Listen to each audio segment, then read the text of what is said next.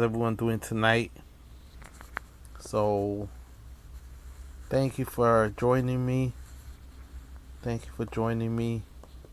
My name is Celso Garcia, and I'm live on Facebook, YouTube, Twitch, X, Instagram, and Substack. All these channels. Thank you so much for joining me. Thank you for joining me. Hello, everyone. Welcome to my live. I'm Celso Garcia, and if you want to support the live, this is my Cash App, $ Old Man Labor. If you want to support the program, this is the best way to support the program, right? $ Old Man Labor on Cash App. There's stars on Facebook. You can also subscribe to the channel, hit the like button, hit the follow button. And so it's very important that we look and analyze. Zohran Mamdani hits 100 days in office, right? So we definitely got to analyze and check to see how successful he's been. We're going to look at his platform, and once we review his platform, then I want you to decide. Put in the comments, do you think he's been successful in his first 100 days? I mean, I have my opinion, but I'll save it for the end, and I want to hear your opinion, right? I want to hear your opinion. Do you think Zohran's successful?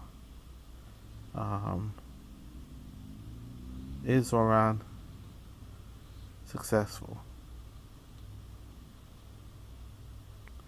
Has he kept his promises? That's the question.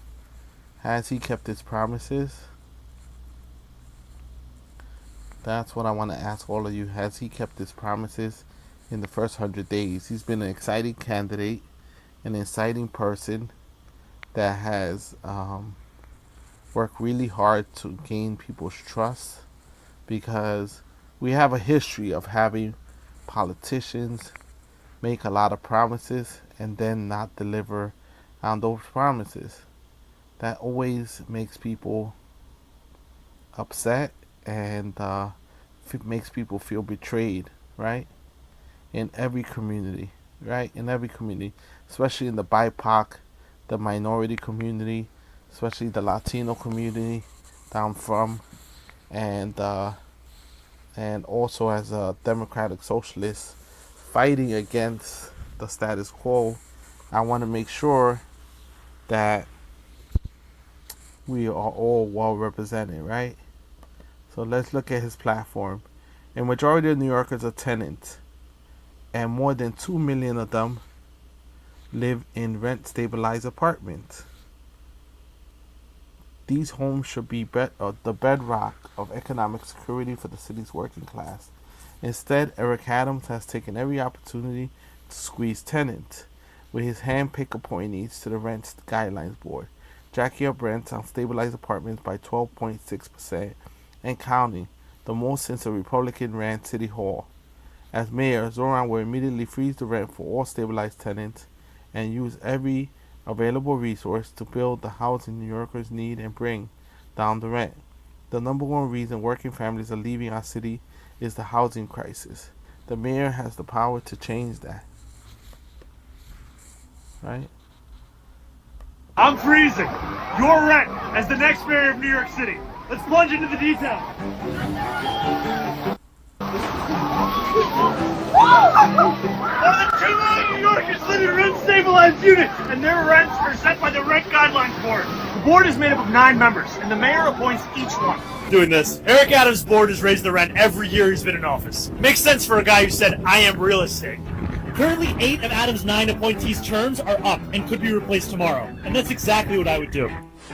Rent freezes have happened before. De Blasio's board did it 3 times. I would do the same every year, only appointing those who understand that landlords are doing just fine. Last March, the board found that landlord incomes rose by nearly twice the increase of their expenses. The median income for a rent-stabilized household is $60,000 a year.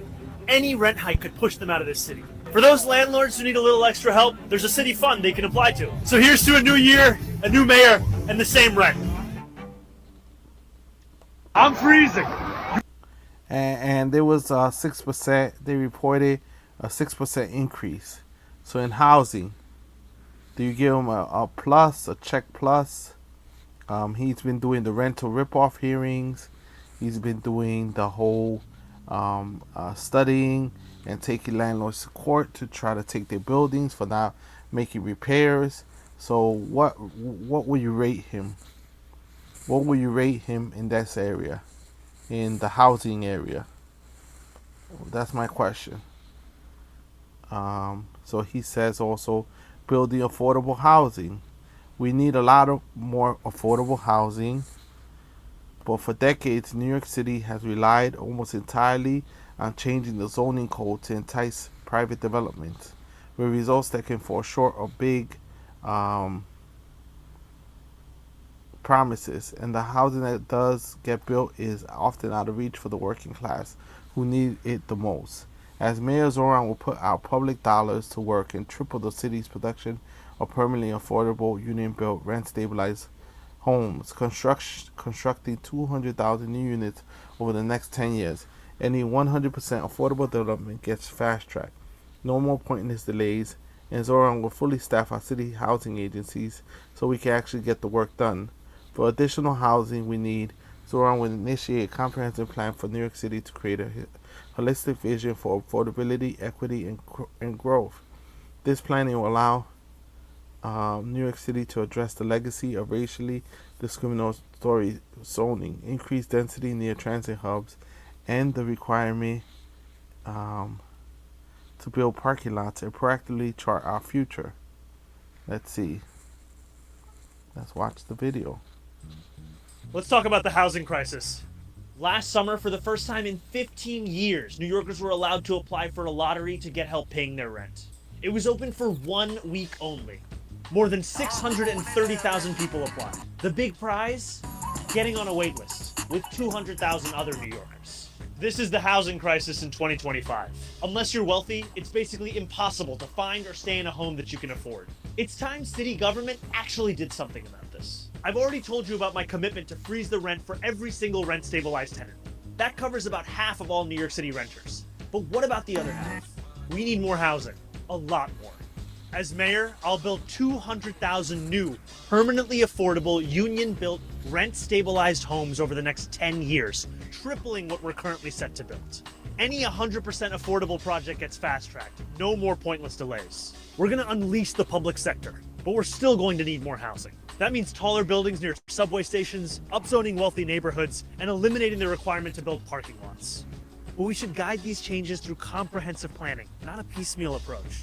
New York City is a majority tenant town, but too often our government works for the landlords.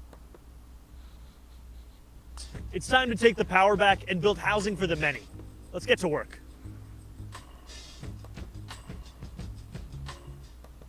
And he announced Sunnyside Yards in Queens, which will build more than 200,000 affordable housing units. And Donald Trump in the White House and Zohran made a deal. They spoke, and Trump said he would give New York City money to build it, and it'll be more than 200,000 affordable housing units. So we shall wait and see. But this was something that even Trump agreed to.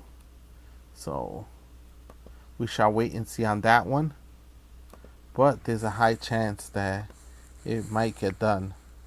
So far, housing, freezing the rent, that's, he did appoint people on the board, and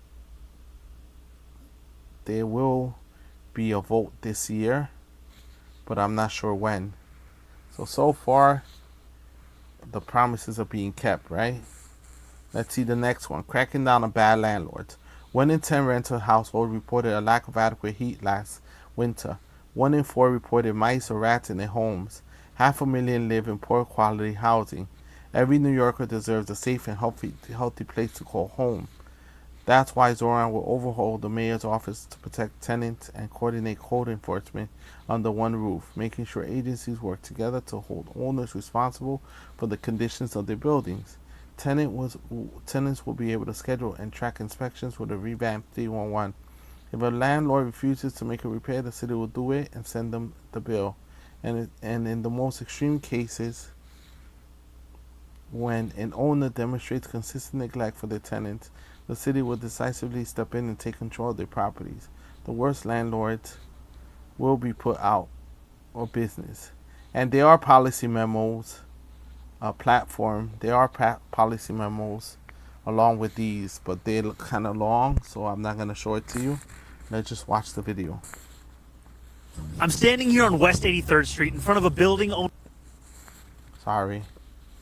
I'm standing here on West 83rd Street in front of a building owned by one of the worst landlords in New York City. It has racked up hundreds of code violations. After years of neglect and ongoing pressure from tenants, the city finally stepped in and sued the landlord. But even that didn't fix these issues.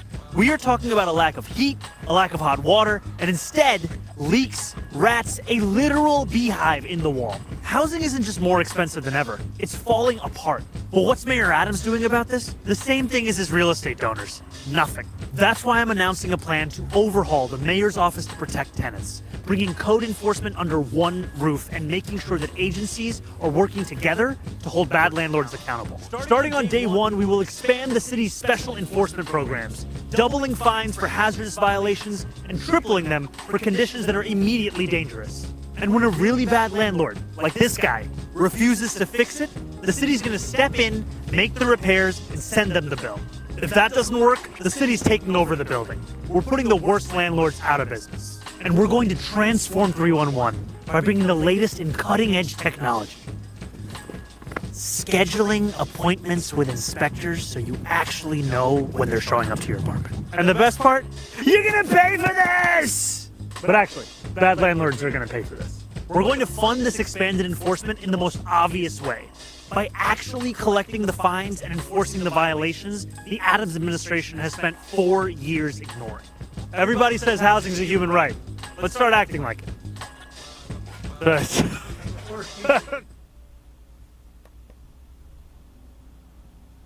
Okay, so do you think he has accomplished this? People live in the city. He didn't. I mean, he did form an office to protect tenants, and appointed a director. So far, I think it's probably been accomplished for the most part, right? Then we have 25% of supporting homeowners ending deed theft. 25% of all New York City homeowners spend more than half their income on housing. A burden felt more accurately in our city's immigrant communities and Black and Latino neighborhoods. Prior to becoming an assemblyman member, Zohran worked directly with these New Yorkers to keep them in their homes, serving as a foreclosure prevention housing counselor.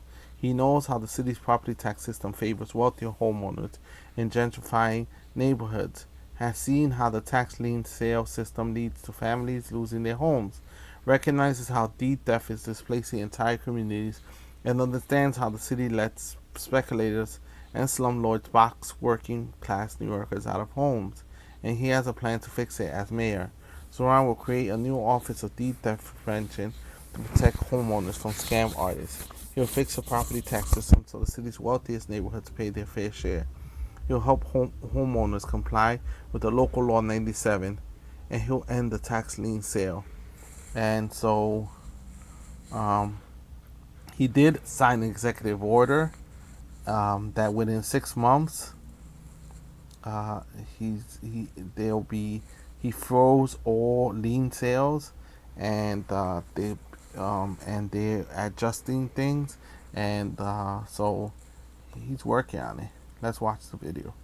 We are going to do a number of things to make it easier to buy a home in this city and to keep that home. First and foremost, we are going to create the Office of Deed Theft Prevention, in tandem with ensuring that we finally address a broken and inequitable property tax system. And finally, to make it easier to actually purchase a home in this city. This is a very important issue, especially here in Brooklyn.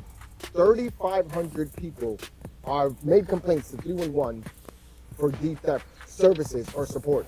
Of those, less than... I'm not really a Reynoso fan because he takes real estate money and lobbyist money. In that race, I support Claire Valdez for Congress, right? So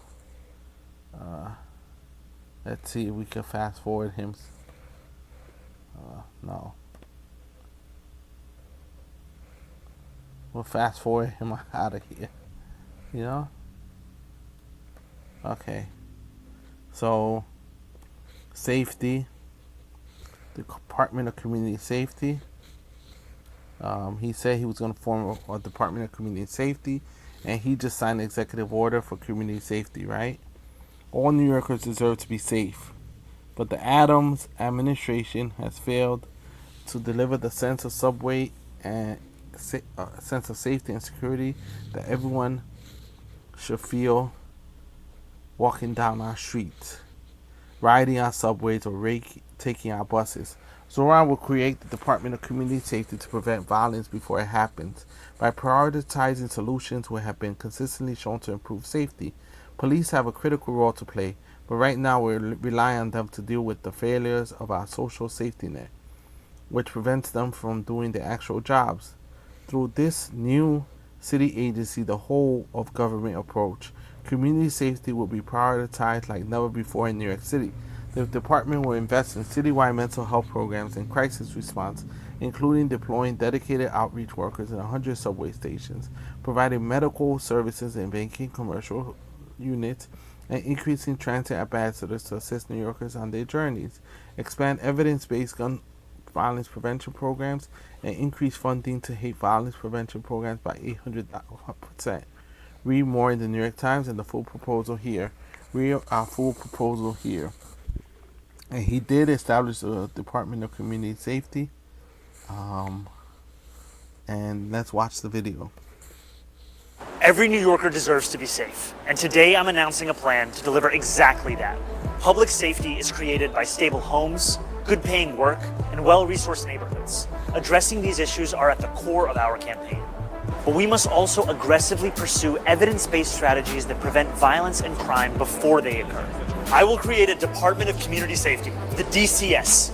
This new agency will coordinate a whole-of-government approach to protect New Yorkers like never before.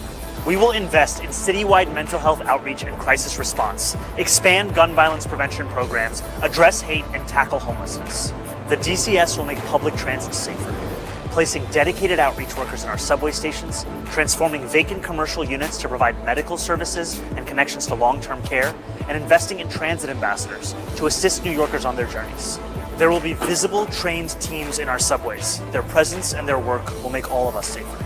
Police have a critical role to play, but right now we're relying on them to deal with the failures of our social safety net, which is preventing them from doing their actual jobs. It's one of the reasons so many crimes are left unresolved. New Yorkers deserve a leader that treats public... It seems like he's, so far, the majority, he's keeping his promises or signing executive orders or to cover these areas. Public safety with the seriousness it deserves. I invite you to learn more about the Department of Community Safety at zohranfornyc.com/safety. So far, that was established. The list is going on. It seems like he's pretty much trying his hardest to keep his promises, right? Food prices are out of control. Affordability. City-owned grocery stores. Food prices are out of control. Nearly 9 in 10 New Yorkers say the cost of groceries is rising faster than their income. Only the very wealthiest aren't feeling squeezed at the register. As mayor, Zohran will create a network of city-owned grocery stores focused on keeping prices low, not making a profit without having to pay rent or property taxes. They will reduce overhead and pass on savings to shoppers. They will buy and sell at wholesale prices. centralize warehousing and distribution, and partner with local neighborhoods on products and sourcing. With New York City already spending millions of dollars to subsidize private grocery store operators, which are not even required to take SNAP WIC, we should redirect public money to a real public option. So this is the proposal. I haven't heard much about this one, but he can't be everywhere, right? Grocery prices are out of control. The cost of eggs and milk has skyrocketed. Some stores are even using dynamic pricing, jacking up the cost over the course of a day depending on what they can get away with. It doesn't need to be this way. I'm Zohran Mamdani, and as mayor, I will create a network of city-owned grocery stores. It's like a public option for produce. We will redirect city funds from corporate supermarkets to city-owned grocery stores, whose mission is lower prices, not price gouging. These stores will operate without a profit motive or having to pay property taxes or rent, and will pass on those savings to you. They'll partner with small businesses and nearby farms and sell at wholesale prices. The job of city government isn't to tinker around the edges while 1 in 4 children across our city go hungry. I haven't seen this one yet, so I can't really talk about it. But I think it's a really good idea. Really good idea to think about, because the prices are very high, right? So fast and free buses. Menon try to throw this little bone at Zohran and say, hey, we're gonna pay for a small amount of people to be able to get on the bus for free, right? So public transit should be reliable, safe, and universally accessible. But 1 in 5 New Yorkers struggle to afford the ever-rising fare. Adding insult to injury, our city buses are the slowest in the nation, robbing working people of precious time for family, leisure, and rest. Zohran won New York's first fare-free bus pilot on 5 lines across the city. As mayor, he'll permanently eliminate the fare on every city bus and make them faster by rapidly building priority lanes, expanding bus queue jump signals, and dedicated loading zones to keep the old parkers out of the way. Fast and free buses will not only make buses reliable and accessible, but will improve safety for riders and operators, creating the world-class service New Yorkers deserve. And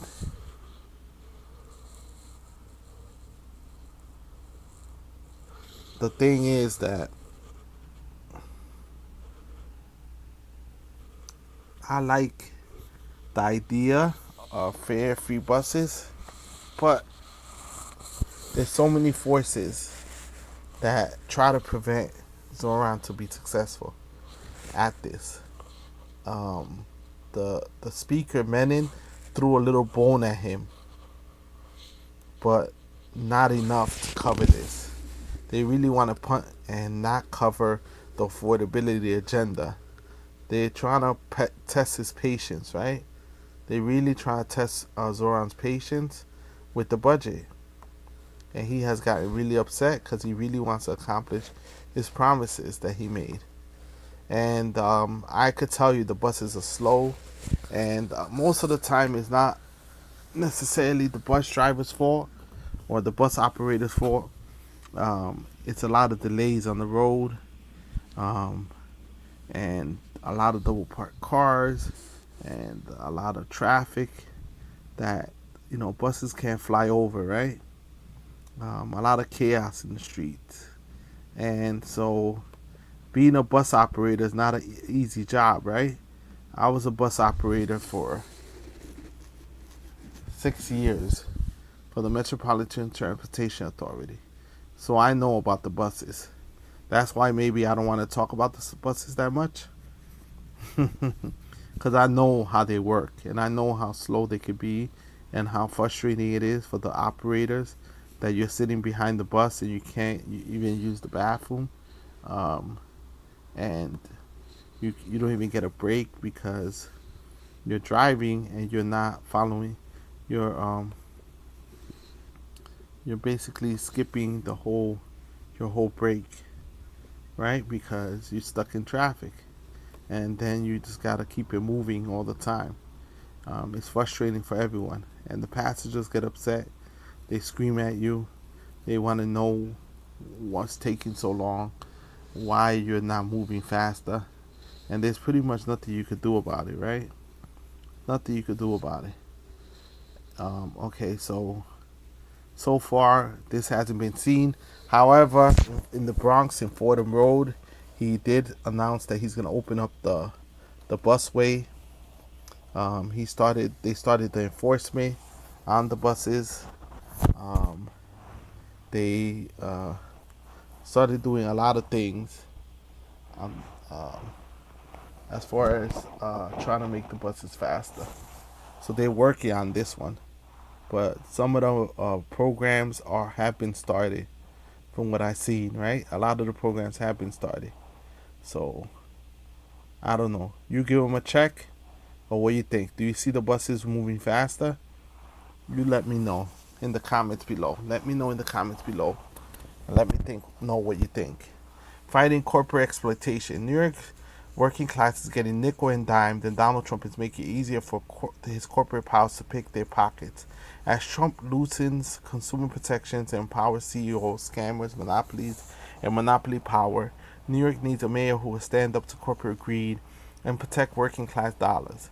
Zohran has a plan to do just that. He'll find misleading advertising and predatory contracts and ban all hidden fees.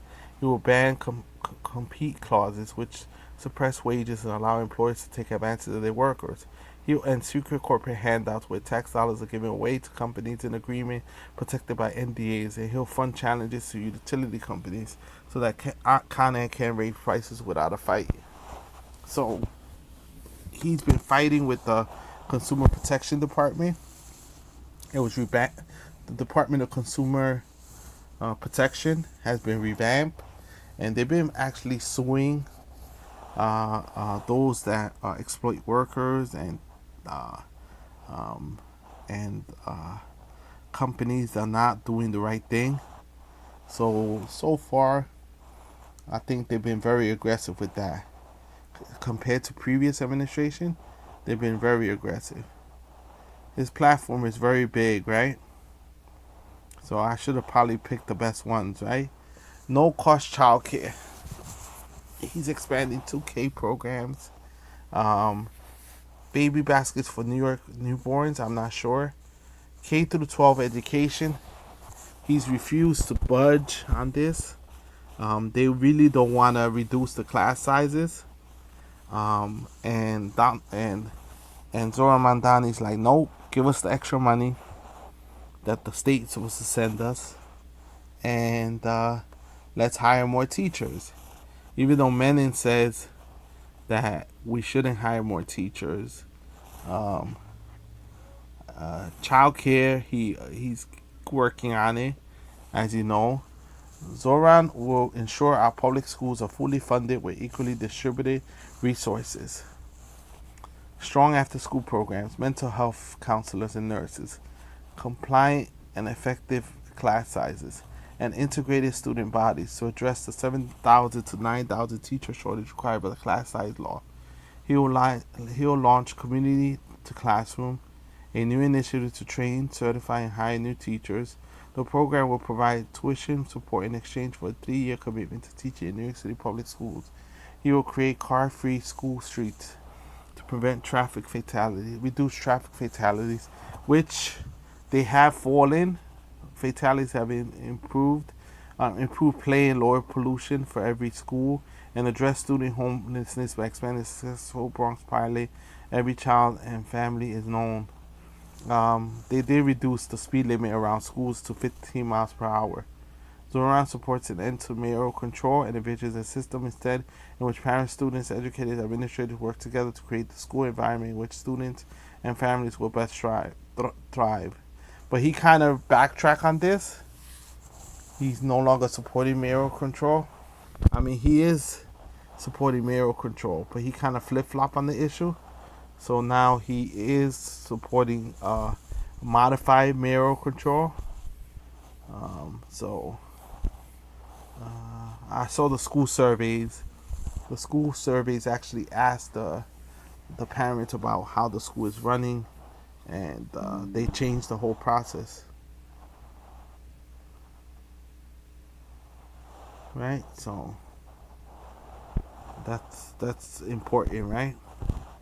That's very important for all families, right? Zoran supports the end of mayoral control through the PEP, SLTs, and DLTs, CECs in particular. He will also work with the city and state to massively invest in CUNY, whether taxing NYU and Columbia or passing the New Deal for CUNY, which he has long championed, to invest in infrastructure, pay staff and faculty in living wage, give free Omni cards to all students, and make CUNY tuition free for all students, and it was for 130 years. He's still working on that, right? The whole CUNY part. And as far as the Metro cards, the Omni, I saw some pushback from some parents that were pushing back. They're trying to make the Omni unlimited, and for it to be 24 hours, not just whenever they want it to work, right? So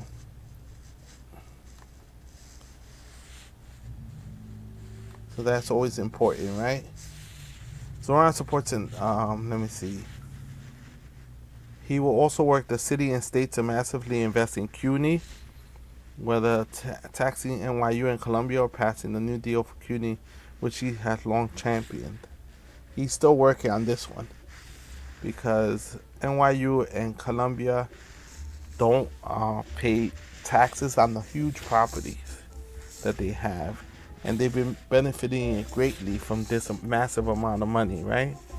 And the city has been losing money for its own universities.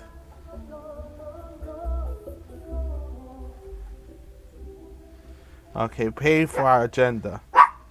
Zoran has a plan to bring down the cost of living through city-owned grocery stores, universal child care, and other bold proposals.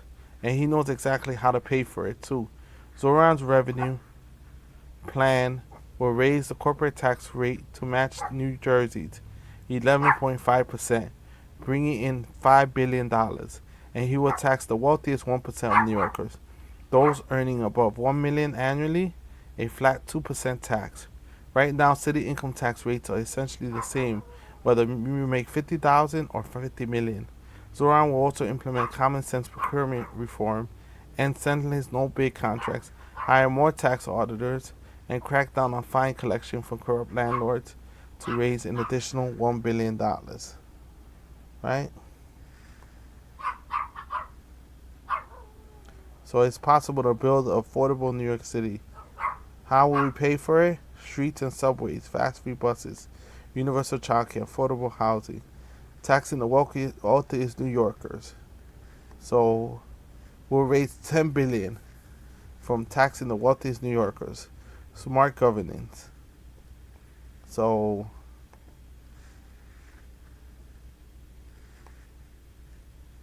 New York City Budget 101. City funds, $85 billion. State funds, $20 billion. Federal funds, $10 billion. Total New York City budget, $115 billion. City residents' total earnings,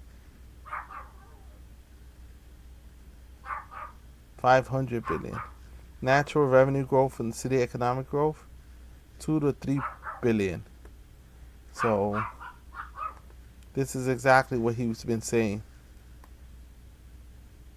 Taxing big business. New York's top corporate tax rate is just 7.25, which is lower than all of our bordering neighbors. We'll champion an increase to 11.5%, the same rate as New Jersey, right? And we'll raise $5 billion that way, right? So he had a plan all the way from the beginning on, on how to get the money. Taxing the 1% for the 99%. The top 1% in New York City makes over $1 million a year, but a tax at essentially the same rate as everyday New Yorkers, 3.9%. We'll push to levy a new 2% tax on all incomes over $1 million, which is pennies. It's not even a lot of money, right? That'll be $4 billion. Common sense procurement reform. The city enters into more than $30 billion in contracts every year, but with a slow and understaffed process. There are few bidders and less competition. Reforming the procurement system to lower costs by even 1% will make a big difference. Raise $300 million a year, right? Collecting what the city is owed. New York City's understaffed city agencies struggle to collect all the tax revenue and unpaid fines that the city is owed. We'll hire 50 tax auditors to enforce the tax code, and we'll collect unpaid fines, including from the negligent landlords. We need a mayor who will stand for New Yorkers and protect our social safety net and public infrastructure from federal assaults. All Andrew Cuomo has is ChatGPT and the billionaires he's beholden to. Read the plan that's Zohran for New York City revenue. And he has a whole comprehensive plan. Climate. Green schools for healthier New York.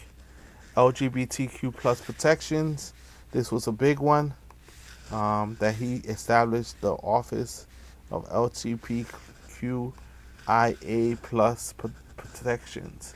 Queer and trans people across the United States are facing an increasing hostile political environment. New York City must be a refuge to IA plus people. But private institutions in our own city have already started capitulating to Trump's assault on trans rights. Meanwhile, the cost of living crisis confronting working class people across the city has the LGBTQIA plus community particularly hard. With higher rates of unemployment and homelessness than the rest of the city, the Mamdani administration will protect LGBTQ plus plus New Yorkers by expanding and protecting gender affirming care citywide, making New York City a LGBTQIA plus sanctuary city, and creating the Office of LGBTQIA plus affairs, which he did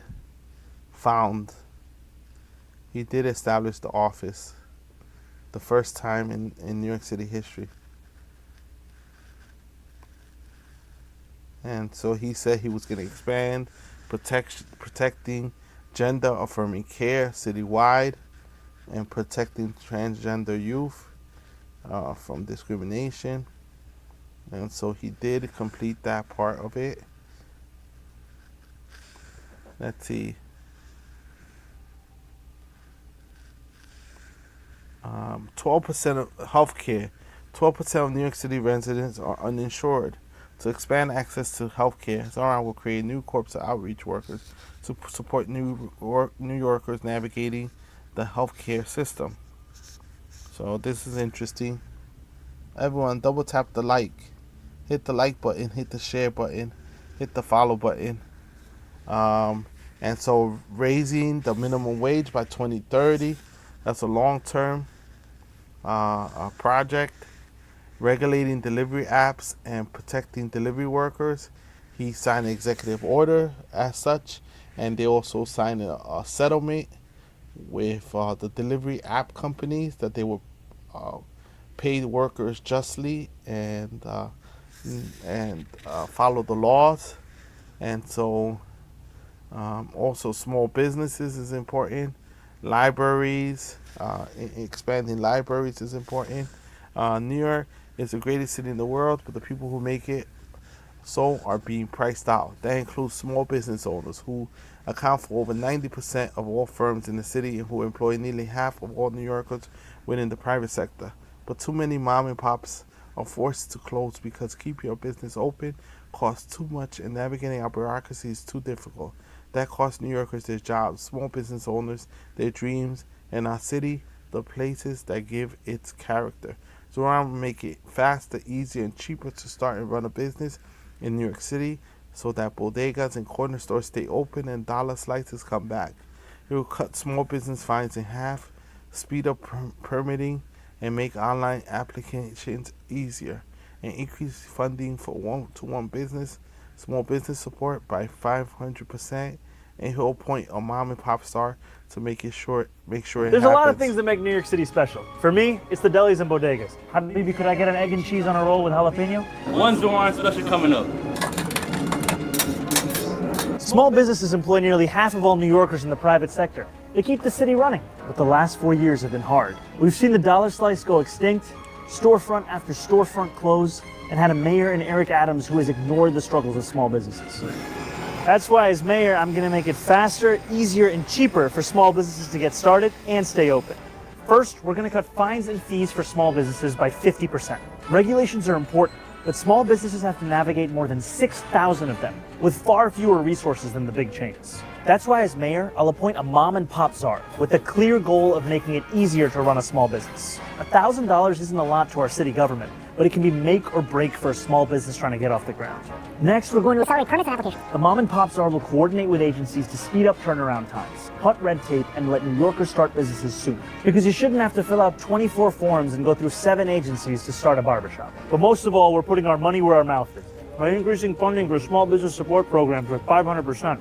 We're going to invest $20 million in our Business Express service teams, which pair small businesses with a city case manager that helps them navigate permits and regulations, as well as connecting them with programs that provide them with financial and legal assistance. Right now, only 3% of businesses are using these programs. We want that number to skyrocket. The only thing more New York than an egg and cheese are the small businesses that make them. Together, we can not only protect them, but encourage new ones to make a home in our city. Great. What do you think, everyone? What do you think? Right? Beautiful, right? Definitely beautiful. I'm loving it, right? Loving it. Right? I mean, I said I wasn't going to give my opinion, right? But small businesses always need help in the city, right? Libraries. Let me see what he says about libraries. People are very passionate about libraries. And then libraries are critical to our city's success. They enable access to the internet, provide cool from summer heat, serve as vital community hubs, and help New Yorkers seek career advancement and education. Yet Eric Adams' library closures have been devastating. As a state legislator, I supported neighborhood organizers to restore funding to Astoria's Broadway Library and have used assembly discretionary money to fund programming at the Queens Public Library. As mayor, I was in the practice of using library funding as a bargaining chip in budget negotiations and commit 0.5% of New York City's budget to libraries, ensuring we have enough revenue for robust services and well-staffed facilities. And the last one, his last promise, he had a simple platform, but includes a lot, right? That's the beauty of his platform, that you have to have a simple platform. Can't make it too complicated for people, but in depth, right? Donald Trump is tearing at the fabric of New York City in his second term. He has deployed ICE agents to pluck New Yorkers from their families. He has sent already high prices skyrocketing with tariffs, and he has threatened vital social services that working New Yorkers rely on every day. Zohran Mamdani will fight Trump's attempts to gouge the working class and deliver a city where everyone can afford a dignified life. He'll ensure our immigrant New Yorkers are protected by strengthening our sanctuary city apparatus, getting ICE out of all city facilities, and any cooperation, increasing legal support, and protecting all personal data. He'll make a New York City LGBT sanctuary city and protect reproductive rights. He'll also protect workers and ensure our current laws are enforced by increasing the budgets of DCWP and the New York City Commission on Human Rights and muscling up our law department, which he has been doing, hiring more lawyers to be able to fight back, to sue all types of unscrupulous people that are taking advantage of the workers and the exploited, right? So that's Zohran's platform, and so that is Zohran's platform. From beginning to end, we cover every area in Zohran's platform, right? We cover every area of Zohran's platform that he ran on, and it seems like he's accomplishing a lot of it, But there's people that are trying their hardest to obstruct and trying to destroy and trying to keep him from being successful, right? Everyone, thank you for supporting me on my GoFundMe. And that's why I get in trouble at work, right? Because I speak up, I speak out, and I cover stuff and I research stuff, and they don't like that, right? In the workplace. They don't like that in the workplace. We don't have democracy in the workplace, right? We only have democracy, I don't know where, maybe in our own home, hopefully, and not even then, right? So we got to learn how to be free. Support the Cash App and support the GoFundMe that I set up for my legal case where I'm appealing the MTA's decision to have me terminated for resisting and fighting. The moment I had any incident, they went after me and skipped the steps in the contract and went straight for termination and suspended me and terminated me and didn't give me a chance to keep my job, as they often do with a lot of people, right? So with most people, they don't just go straight for termination, right? But they did in my case. They went straight for termination, and everything was stacked against me, and it's still stacked against me. I've been fighting 2 years already. 2 years of a lot of resources and right? Thank you for your support. I really do appreciate every dollar counts, every quarter counts. Whatever you can offer or send that will help me still keep being political and fighting back as hard as I can, because that's all we got, right? We got each other. That's the only thing we have, is we have each other and we have each other's back. That's the only thing we have to be successful, right? So do you think that Zohran has been successful? Do you think he's keeping his promises? The most telltale thing is going to be the budget, right? The New York City budget. Is he able to tax the rich? They don't want him to be able to tax the rich, because if he taxes the rich, he'll accomplish 100% of his promises. And if he accomplishes 100% of his promises, people will want to re-elect him, and they'll want more candidates and more politicians like him, right? And they don't want that, right? They want to be able to control the whole narrative and control the whole script, right? They don't want the people to be in charge. They don't want the people to be in charge, because when the people are in charge, it hurts their point of view, right? Their perspective. And so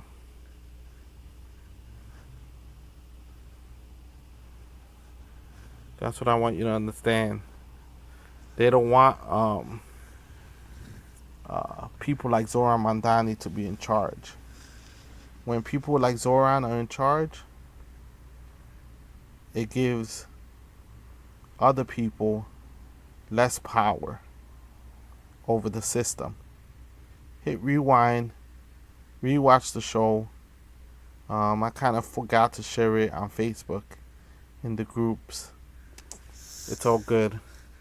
It's all good, people, because I know you support me and I support you. Just like I was trying to organize the workers to resist and to fight back against the powerful forces, because I'm in a blue state, and there's corruption within the Democratic Party too. They don't always support the things that you think they will support, or the things that they promise to support, right? That's the problem. They don't always support the things you want them to support. So is Mayor Zohran Mamdani, is he successful? That's what I want people to know. Put it in the comments what you think. If you think he's running a good ship, if he's running things the right way, is he successful as a mayor? Do you want to see more politicians like Zohran Mamdani? Do you want to see more people like Zohran Mamdani running for office? Or, I mean, because people are sick and tired of the same type of people that make so many promises and don't keep them. As you saw in this broadcast, Zoran has kept like about, the majority of his promises. And for the political establishment, that's bruising, right? That's bruising. That's upsetting. Because they always said that one, people wouldn't want to vote, right? They always make the assumption that nobody wants to vote.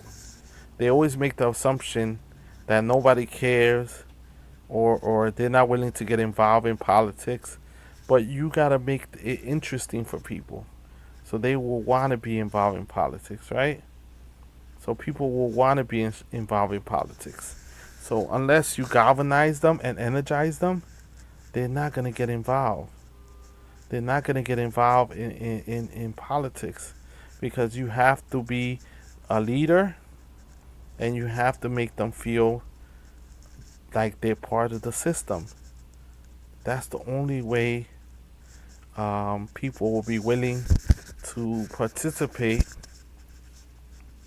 in in the political sphere. But if you make them feel not included, you don't welcome them. You make them feel like they're just an accessory, that they're not needed, then people don't get galvanized. Zohran Mamdani had over 100,000 volunteers. I volunteered a few times because I felt the vibes. I felt the love. I felt that we were gonna be in good hands. And I don't really support a lot of politicians. The only politicians I have supported have been Zoran, AOC, um, Abir Kawas, Claire Valdez. Um, I don't support many Bernie Sanders.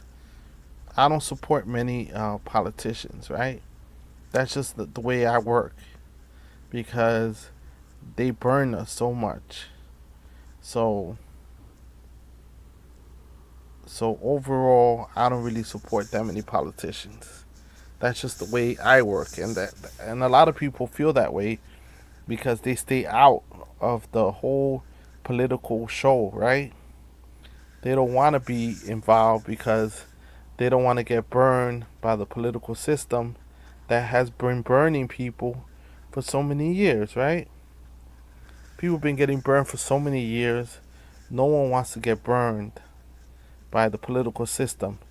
You don't want to go rah, rah, rah. Yeah, support this person, support that person. And then they do something that's totally against what you supported them for, right? So I understand why sometimes people don't want to support certain people, but it's okay, you know. You support the people you want to support, right? I know a lot of people even feel burned by Trump. A lot of them voted for Trump. He said no new wars. He said all types of stuff, and he contradicted the majority of his promises.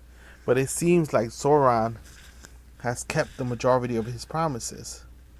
So donate to the Cash App.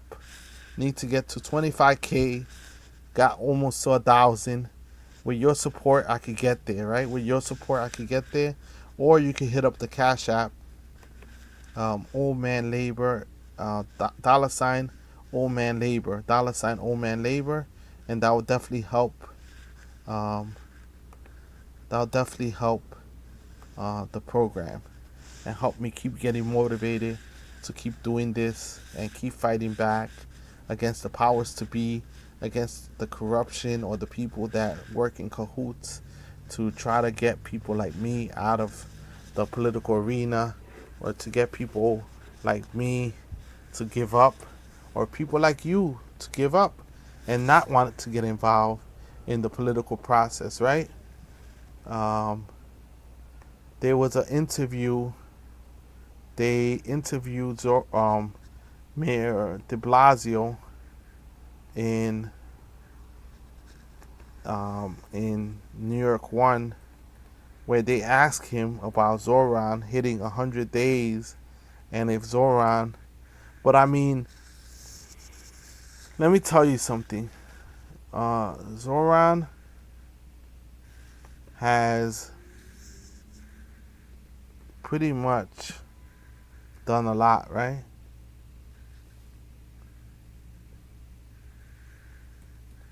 Right? Zohran has done a lot. More than I can list, right?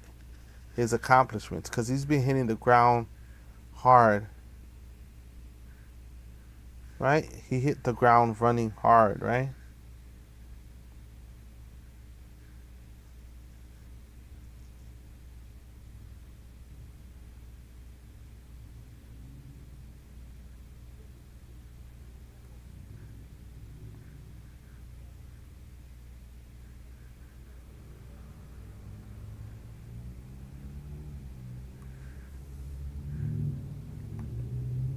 I'm going to go to our Courtney Gross playing. Okay, so this is what the former mayor of New York City he said about Zohran when he first came in to office. He said that Zohran can accomplish a lot of the things that he put his mind to, right? He thought that Zohran could. Understand is talking with somebody who used to work in the building behind me. Courtney, are you there? I mean, that's to put it lightly, Errol. Obviously, there are just a small amount of people who have experience of what it feels like to be the soon-to-be mayor on this day, and I'm standing here with one of them, and that, of course, is former Mayor Bill de Blasio. So Happy New Year to you. I don't know if you've spoken to the now Mayor Zohran Mamdani, what kind of advice you told him, how you think he might be feeling today. Look, I don't get into the details of the advice I give, but the main thing is to follow through on his vision. I mean, he's got a beautiful vision. It is an achievable vision. And I think what's being missed here is he understands Albany. 5 years in the assembly. He's got, I think, a real ally in Governor Hochul. They're not agreeing on everything, but boy, a little different than the relationship I had with Governor Cuomo, just a little. And he knows the legislature intimately. I think he's going to be able to get a lot of his agenda done. And I'm sure people are going to counsel him to moderate. Well, people used to tell me, you know, don't try for pre-K for all so quickly. Don't go as big. And I think the only way you get there is with big goals. So I think he's on the right track. What do you think you tell him when you think about that legislative agenda in Albany? I mean, he's obviously pitched these tax increases to have this universal child care program. Do you think that that is the only way to accomplish it? I think for the extraordinary things he wants to do, to start us on the pathway to universal child care, for free buses, I mean, I think these are amazing goals. They require some support and some cooperation from Albany. Now, how much really depends on what the city is able to do and spend on its own.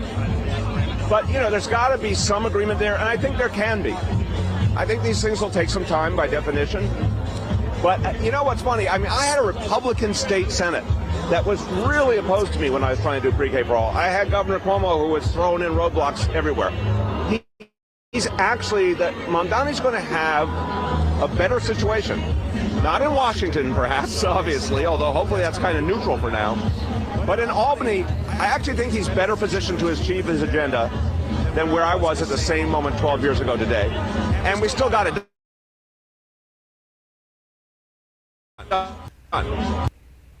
So that was former mayor. I'm very, very hopeful. Some of the moves by the former mayor. So that was the de Blasio, and now because Eric Adams tried to put every roadblock in the way of Mayor Zohran Mamdani, he tried to put a lot of roadblocks, try to sign executive orders, try to appoint people in the last minute to try to obstruct and make him weaker as a mayor and to fail, and it didn't work.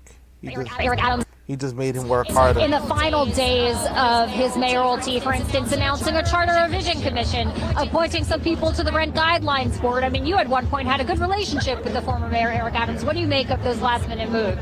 I think every outgoing mayor has a right to do certain things. You know, certain appointments, that's normal. Obviously, acting on certain legislation at the end of a term is normal. I think the Charter Revision Commission was actually going way too far. That's not something a mayor should do on his last day. It clearly reflects his agenda. But in the meantime, there's been an election, the people have spoken. So I think that Charter Revision Commission needs to be abolished and give the new mayor a chance to figure out how he wants to do things. I know you don't necessarily want to give advice, but could you just name very quickly one thing that might be unexpected for Mayor Mamdani, that something surprised you when you took this office? Look, I'm only going to speak from my own experience. You may remember famously that we had a blizzard on day 2. I think mayors of New York City are so often judged by how they handle crises, in particular, you know, sort of natural disaster. And it's just to realize, and I had to learn this the hard way, you know, you can prepare and prepare and prepare, and you're still going to get thrown a lot of curveballs. And you just have to hyper-focus and find the right people who can really handle those situations. Because the people in the city need you to handle that, and that allows you to do all the other things you're here to do. Mr. Mayor, thank you so much. So de Blasio handled it, right? I'm Errol Lewis. We're coming. Right? He handled it. And so now de Blasio was once again celebrating the 100 days of Zohran Mamdani. He's being interviewed. City's youngest mayor in over a century has already been put to the test. Whether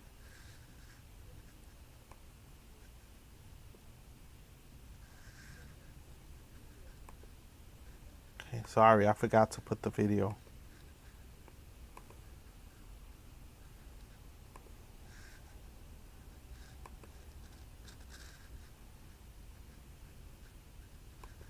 There you go.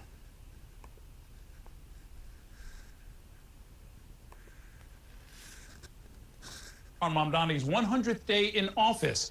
Throughout the first few months on the job, our city's youngest mayor in over a century has already been put to the test, whether that's handling the extreme cold weather and heavy snowfall or navigating the complexities of the city's fiscal future.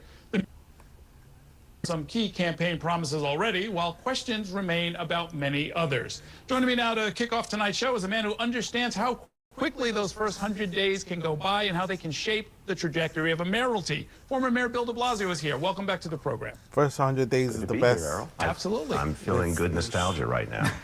Except it's not Monday night. No, not exactly. 100 days is an artificial construct, but it happens to coincide with the mayor's first preliminary budget, at least. Yeah. So maybe it's a good place to assess how things are going. How is he doing? What letter grade would you give to the mayor? I don't give letter grades, but I would say I think he's doing very well. I think he has really been consistent. You know, he set out an extremely clear, powerful agenda in the campaign. And I want to give him a lot of credit that everyday New Yorkers across the whole city understood what he wanted to do.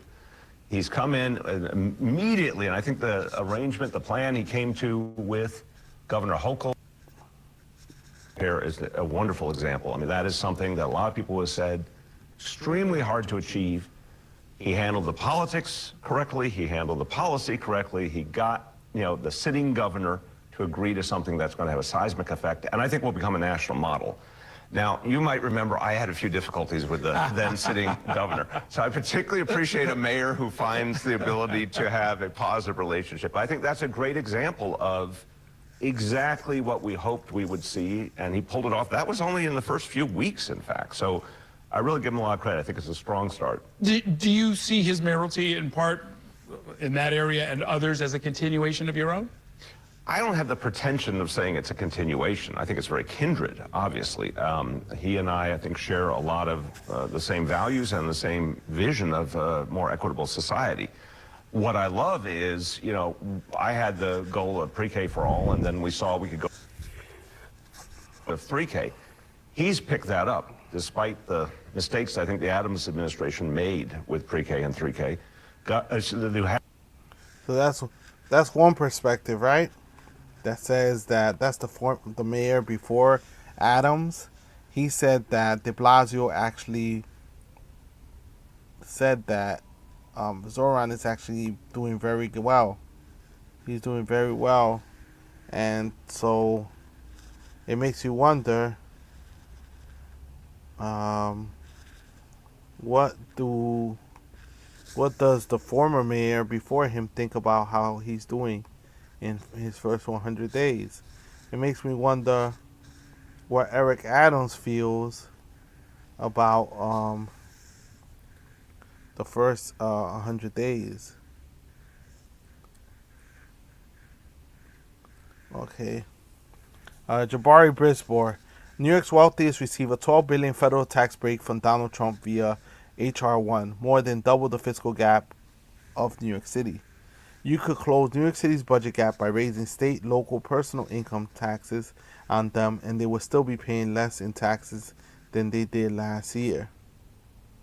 You know, that he's 100% right. Right? Jabari Brisbane, state assembly member.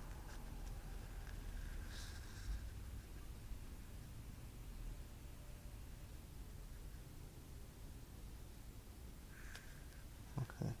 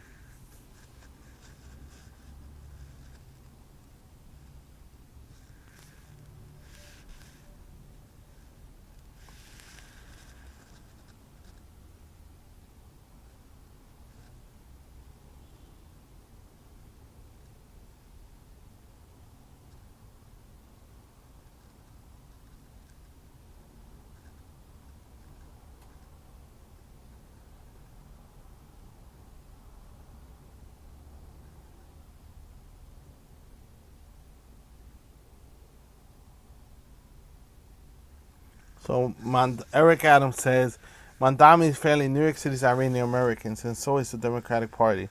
Important piece by former New York City Deputy Mayor of Communications, Fabian Levy. Devastating news from LaGuardia Airport this morning. 2 pilots lost their lives. Right?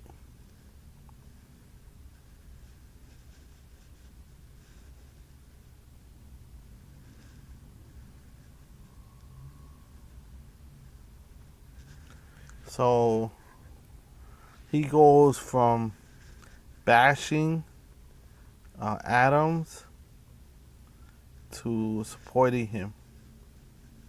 But most of the time, he's bashing um, uh, bashing uh, let's see.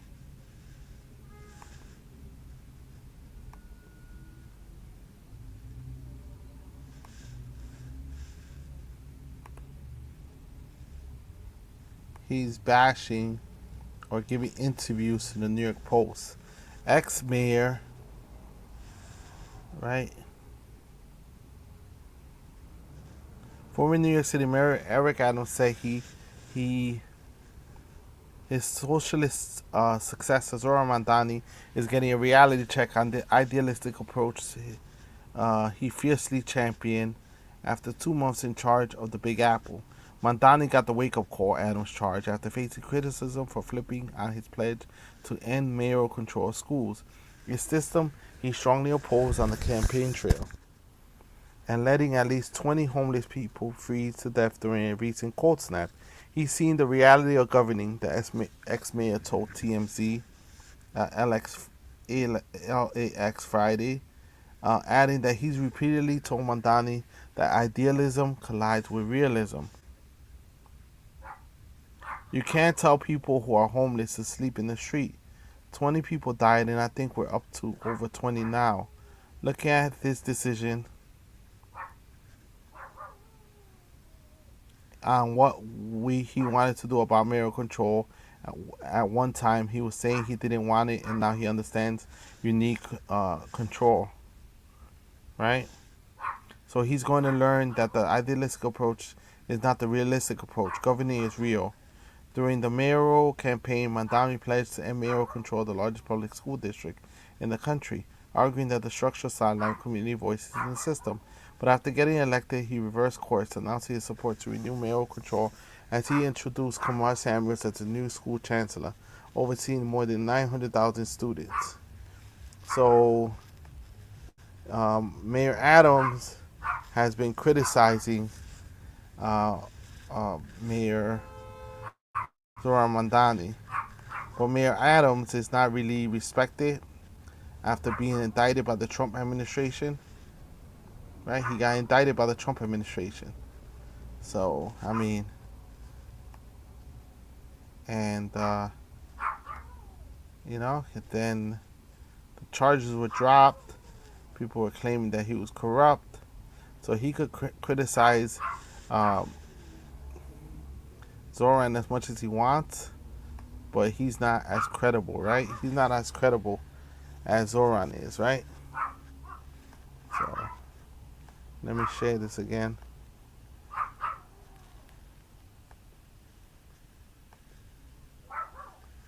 And then let's listen. A situation now where the mayor comes in, Mayor Mamdani comes in, puts the city right back on the right track. Really aggressive outreach for pre-K, which is what we did and Adams didn't do. Expansion of 3K, including a lot of communities that haven't had it yet, and now going to 2K or whatever they're going to call it. They're going to 2-year-olds. I'm thrilled to see it. I think that's going to have a profound impact on the future of New York City. Well, how do those programs in the long term pay for themselves?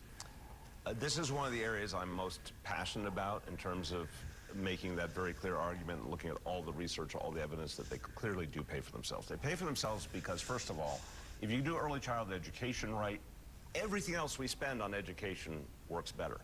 I mean, I think the research has been extremely clear that kids who go through early childhood education, particularly if they get full day education like we have in New York City, they can succeed up to that crucial point, especially third grade. As you know, third grade, reading and math scores really tell you so much about the future of a child. Yeah. If you've gotten a kid that opportunity at 4 years old, Exactly. 3 years old, their chance of succeeding and then continuing on thereafter, college, career, etc., much higher. But there's also a social impact, a bigger social impact, clearly for families, reducing expenses, which is so important right now. But also, the research shows much less chance that a child will end up in trouble or problems with the law, much less chance that they will drop out. I mean, it's just, it's one of these beautiful things, Errol, and we can't say this about all areas of public policy.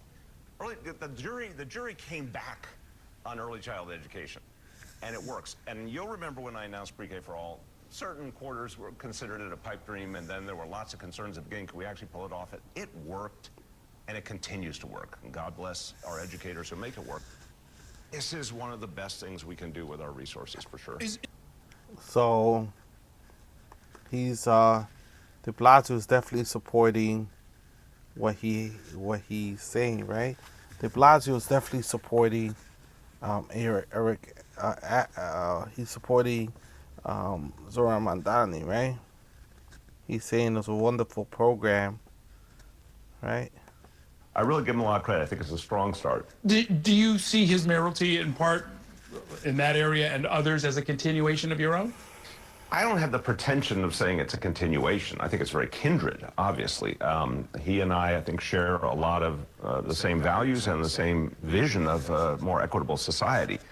What I love is, I had the goal of Pre-K for All, and then we saw we could go to 3K.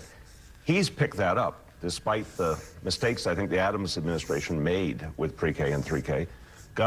They had a situation now where the mayor comes in, Mayor Mamdani comes in, puts the city right back on the right track, really aggressive outreach for Pre-K, which is what we did and Adams didn't do, expansion of 3K, including a lot of communities that haven't had it yet, and now going to 2K or whatever they're going to call it. They're going to 2-year-olds. I'm thrilled to see it. I think that's going to have a profound impact on the future of New York City. Well, how do those programs in the long term pay for themselves? This is one of the areas I'm most passionate about in terms of making that very clear argument and looking at all the research, all the evidence that they clearly do pay for themselves. They pay for themselves because, first of all, if you do early childhood education right, everything else we spend on education works better. I mean, I think the research has been extremely clear that kids who go through early childhood education, particularly if they get full day education like we have in New York City, they can succeed up to that crucial point, especially third grade. As you know, third grade, reading and math scores really tell you so much about the future of a child. If you've gotten a kid that opportunity at 4 years old, 3 years old, their chance of succeeding and then continuing on thereafter, college, career, etc., much higher. But there's also a social impact, a bigger social impact, clearly for families, reducing expenses, which is so important right now. But also, the research shows much less chance that a child will end up in trouble or problems with the law, much less chance that they will drop out. I mean, it's just, it's one of these beautiful things, Errol, and we can't say this about all areas of public policy. The jury came back on early childhood education, and it works. And you'll remember when I announced pre-K for all, certain quarters were considered it a pipe dream, and then there were lots of concerns at the beginning. Could we actually pull it off? It worked, and it continues to work. And God bless our educators who make it work. This is one of the best things we can do with our resources, for sure. Is there a real or symbolic, quote-unquote, honeymoon period in these first few weeks of a mayoralty where the brand-new mayor is going to get more of what they want than they otherwise might? Yeah, I would say, first of all, look, he ran... And I think that he's having a honeymoon phase, but he has extended it, right? Because he's been successful at doing the things he's done. The only thing that he has been getting a lot of pushback on is when he says he's going to tax the rich or he's going to tax the corporations. The corporate Democrats and the whole establishment has been coming down on him because they don't want to see the rich being taxed. They don't want, the whole corporate establishment does not want to see them being taxed, even though it's pennies on the dollar. Even though if you're a billionaire and let's say you have $1 billion and they tax you $20,000, that's not a lot of money, right? 1% of $1 billion, what's 1% of $1 billion? That's not a lot of money, right? 2% of $1 billion is not a lot of money, right? Because you're still not going to spend that amount of money in probably in your lifetime. You're just going to hoard it and put it away, and you're extrapolating the wealth from the community, from workers, and other people are making you rich, but you still, so that means that you should invest in the streets, in the potholes, on the subways, in the infrastructure that your workers use to get to their job, and education that their children go to school in, and so you should invest in it because it's going to benefit you in the long term. In crime, in reducing crime, it's going to benefit you as a billionaire. 2 extraordinary campaigns in the primary and the general. He got that mandate from the people, and I think there's tremendous respect in the political world, in the media, for his abilities as a political leader. But obviously his agenda is popular with the people in New York City. So therefore, as you know, our friends in Albany are quite ear to the ground. So the legislature, they pay attention. If a mayor's popular, if a mayor has ideas that are going to resonate with their constituents, they're going to be more amenable. I think he's really handled himself well. So his capital, his political capital, is very strong. Is it the first 100 days? What is it? I think it's, ideally, and this is it's Franklin Delano Roosevelt. Sure. The ideal example is you. And he's been working 12-hour days, too. How about that? He's all over the place. Even shoveling snow, filling potholes, doing all types of stuff that most mayors don't do. Working 7 days a week. Build more capital. We were fairly conscious of that concept. In the beginning, we did pre-K for all. We did paid sick days. We settled a lot of outstanding union contracts. You'll remember Mayor Bloomberg had left all city contracts lapsed. Right. We were able to settle some of those quickly. And the goal is, of course, to do good, but if it helps you to build up some more capital to go on to the next important policy matter, all to the better. I think so far, Mayor Mamdani has been able to keep his capital strong, and that's going to help him do more. As I recall, in fact, with your mayoralty, that at the end of the first year, you had more or less done almost every important thing that you had promised in the campaign. I thought that in some ways opened up new challenges for you, and I think that's when you started. You perceptive man. You started thinking about running for president, and there were questions raised about does he really want to do this, and it was partly because you'd done a lot of it fairly early on. But let me ask you about this. You came in with. Mamdani did the same. Eric Adams chose not to, and specifically said he was going to, quote, get stuff done, and left it kind of amorphous. Did that work against him? Absolutely. I didn't understand. So having a master plan, coming in, hitting the ground running, putting in the right people is very important to get your agenda done. And so far, Zohran, according to de Blasio, and sometimes Adams gives him credit and then he backtracks or he bashes him. But they are acknowledging in the political world that Zohran Mamdani is actually doing a good job. Even though they're saying he's young, inexperienced, he didn't know what he was doing. I mean, his dad is a political scientist. His mom is a movie maker, filmmaker. He knows how to work the system. And look, what a privilege to be able to lead this city of 8.5 million or more people. And you sure as hell should have an agenda and a vision. And everyone keys off the mayor's vision. It's not just the council or the legislature, it's the public, it's the bureaucracy. One of the reasons we got Pre-K for All done was I had said it so emphatically that everyone up and down the food chain understood it had to happen. But if you don't have an agenda, guess what happens? Things kind of atrophy. The bureaucracy just does whatever it normally does, and there's no sense of urgency or inspiration. I think Mayor Adams, with all due respect to him, did a disservice to himself and his team by not having that clear vision. And I honestly would have expected it, particularly on issues like public safety, where he had so much experience, both as a reformer and as someone who worked on the street level. So I think Mayor Mamdani has done it exactly right. Vision forward, vision focused. He has a campaign promise that's similar to one of yours, raising taxes on wealthy New Yorkers. That requires. And so that's the sticking point, right? Raising taxes on the rich, raising taxes on the corporations, because obviously the corporations have more resources and are able to push back harder than anyone else and are able to run ads.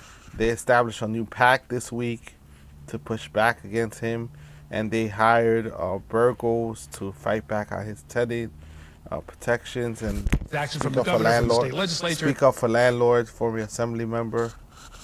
As you alluded to, it doesn't seem to be forthcoming. What choices does the mayor have at this point? He's right to continue to fight for it. You'll remember that when I called for a tax on the wealthy to fund Pre-K for All and after school, in the most polite and loving terms, Governor Cuomo said he would not support a tax on the wealthy. And I said, I had priceless conversations with him, which I won't divulge in detail, but it was basically like him saying, so of course you can't move forward. And I said, no, there was actually an election in New York City. This is a mandate. I'm going to move forward on this. I'm going to fight for it. And whatever happens, happens, but I'm going to fight for it. I think Mamdani is very intelligently, and he's built a great coalition. He has obviously a lot of allies in the legislature. He's fighting for the right thing. There should be higher taxes on the wealthy in New York State and in the whole country. The wealthy and the corporations just got massive tax breaks again from Trump. Let's be clear. This is not a neutral situation. They just got handed a ton of money. Well, no, but nobody disputes that they have the money. The question is, number one, what are you going to do with it if you do get it through taxes? Right. And then the related question is, are we spending the existing money efficient? Yeah, they have the money. They have tons of money. A lot of people argue that the rich are going to leave, but all the research shows they don't leave. There's no place like New York. They like being around other rich people. That's just something that they enjoy. They love the museums, the nightlife, the restaurants, the arts, cultures, schools, programs, that they could do anything they want at any time, that their money could buy a lot of influence. So, you can tax somebody, but if you're only going to get 60 cents worth of good out of every dollar because you've got an inefficient city government, you're kind of wasting everybody's time. Fair, and I think the answer there is always to say this is exactly what we will do with the money. This, by the way, you'll remember David Dinkins really is who I learned this from with Safe Streets, Safe City, and he said if the legislature gives him the additional tax opportunity, he would use it for more police officers and for after-school programs, and he did. And it had a huge positive impact on the city. Helped to start the turnaround in terms of safety. With my case, I said we're going to use it for pre-K for all and for after-school. It's abundantly clear. You'll remember the governor tried to stop it. The Republican state senate tried to stop it. Having to give us the equivalent in straight funding. Very real possibility this time as well. But to your... They said, don't stop fighting. Don't stop fighting. Keep going.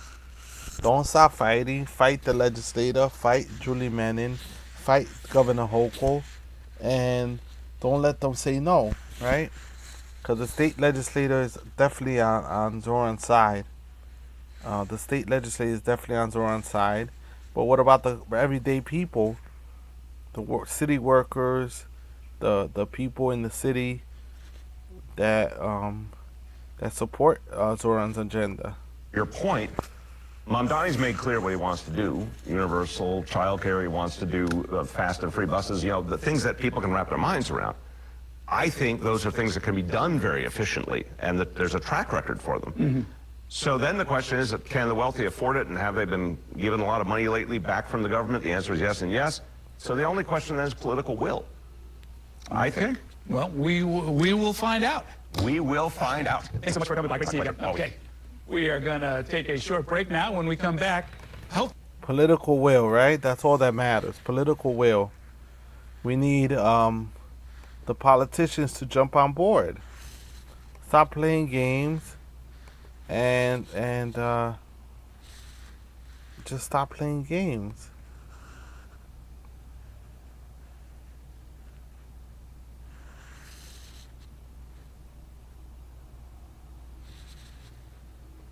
Right? There's no money.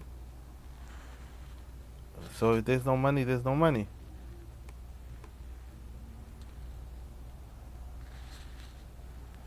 Right? You agree?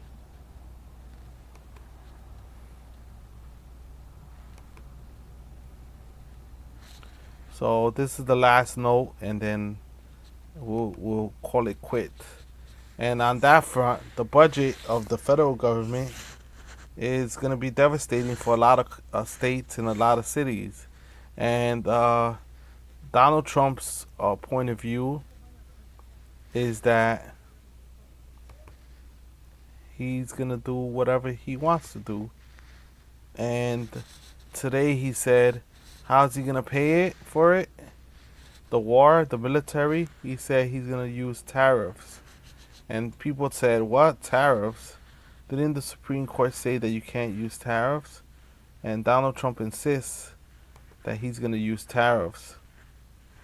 For some reason, he's insistent on using tariffs, right? He keeps insisting. He keeps insisting that he's going to use tariffs to pay for the war, right? So let's listen to this a little bit before I sign off. Since we talk about budget, the federal budget is a big part of the city budget. Not that much as people think. They said $10 billion, but so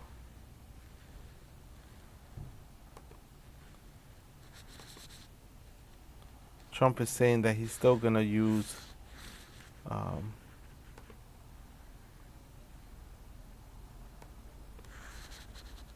meeting that we had, the Peace Board. He said yesterday that President Trump could have saved 35 million lives by getting us to stop fighting. They were getting ready to do some bad things. But they've given us great national security, these tariffs have. And together with our strong borders, reduced fentanyl coming into our country by 30%. When I use them as a penalty against countries illegally sending this poison into our country to poison our youth. All of those tariffs remain. They all remain. I don't know if you know that or not. They all remain. We're still getting them, and we will after the decision. Guess there's nobody left to appeal to. But again, those three people, such respect. I've had a lot of respect for them anyway, but such great respect. But other alternatives will now be used to replace the ones that the court incorrectly rejected. We have alternatives, great alternatives. Could be more money. We'll take in more money, and we'll be a lot stronger for it. We're taking in hundreds of billions of dollars. We'll continue to do so. To show you how ridiculous the opinion is, however, the court said that I'm not allowed to charge even $1. I can't charge $1. Can't charge $1. I would have used 1 penny, but we don't make the pennies anymore. We save money. Babies don't So ever he's saying- stop. And behind them is an unstoppable Pampers 3. Is that crazy to you? Is that crazy that he says he's still going to keep charging tariffs? All right, so you tell me, put it in the comments below, share, like, follow, and let me know. Do you think that Zohran has been successful his first 100 days? Do you think Zohran has been successful? Let me know in the comment, and follow, share, hit the like button. I appreciate you all for all your gifts and everything that you do. Thank you so much for following and liking the program. I'll see you tomorrow. Take care of yourself. That's a wrap. Take care, everyone. Peace be with you. And let's see what tomorrow holds. Have a good night, everyone.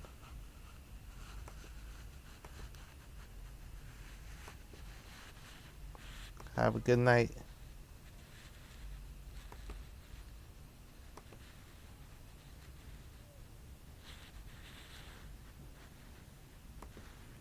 I mean, in my opinion, Zohran has been very successful. He handled the snowstorm.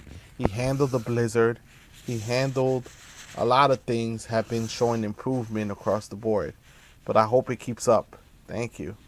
And that's just maybe my biased opinion, because I supported him from the beginning, but he's actually delivered. I was scared he wouldn't deliver, but I really want the rich to be taxed in New York City and New York State.